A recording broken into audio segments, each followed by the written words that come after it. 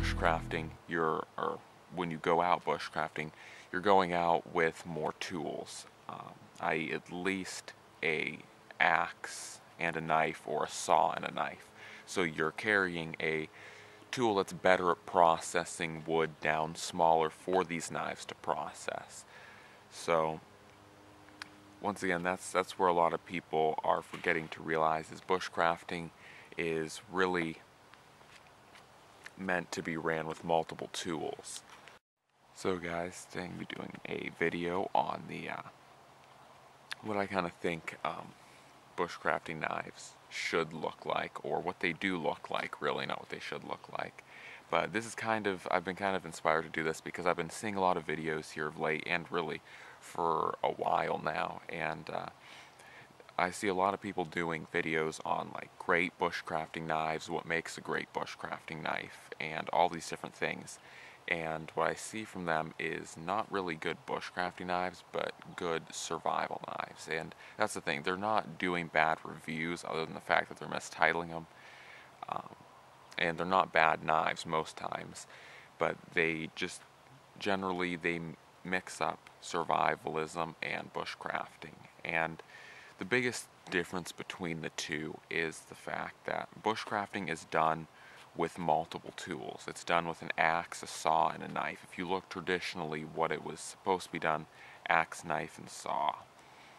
Or at least a knife and an axe. And the reason why, and a large axe at that, something that had a minimum of 20 inches on the handle. The reason why it was done that way is so that they could carry their small knives like these for actual crafting, making things that they needed, necessities for everyday living out in the woods, and or dressing, gutting animals.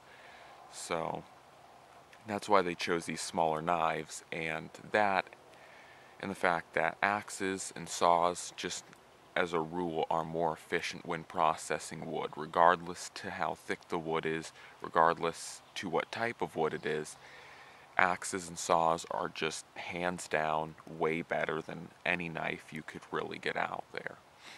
So that's why the traditional bushcrafters just used axes and not smaller knives.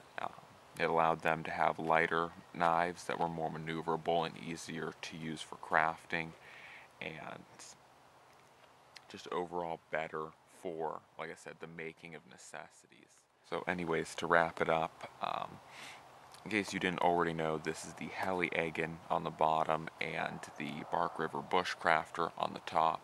Like I said, these are some pretty good examples of what I'd consider a bushcrafting knife. Both of these are ran as neck knives because their size and their weight. They're both, this one is 6.5 ounces, this one is probably, just from the weight, I can't find any specifications on it for ounces, but this one's probably at least, or at maximum rather, 3.5 ounces. They're both extremely light as far as knives go.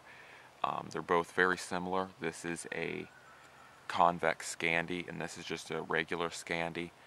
But anyways, guys, that's kind of bushcrafting, and or rather bushcrafting knives, how I feel they should look like, or what they should look like, to all the specifications I can find on these knives. So anyways, guys, hopefully this helped you. Hopefully you guys don't misname your videos, or at least when you go out and see videos on bushcrafting knives, know that these are what real bushcrafting knives should look like. If they aren't something that's of this size, weight, capability range, they're probably talking about something that's for survival. And that's kind of an unfortunate part about today, or kind of bushcrafting's got tainted and mixed in with survival. It used to be pretty separate, but now it almost goes hand in hand with survival. And that's not a completely bad thing, but people are misconstruing it, and people are calling survival skills and survival knives and survival tools bushcrafting tools. And it's really different, because bushcrafting is meant for a long-term time, i.e. something that's a month plus, or spending more than a month or a month out in the woods. And so you have to carry more tools, and you have to be more set up for a long-term situation, whereas survival is a very short-term, week, 2 weeks, 3 weeks tops, because you'll generally only be carrying a very few tools, and you won't be properly equipped to live out in the woods, unlike bushcrafting, where you're taking everything you know you need to live out there. Not luxuriously, but just to live out there. So anyways, guys, with that rant over, I'm out.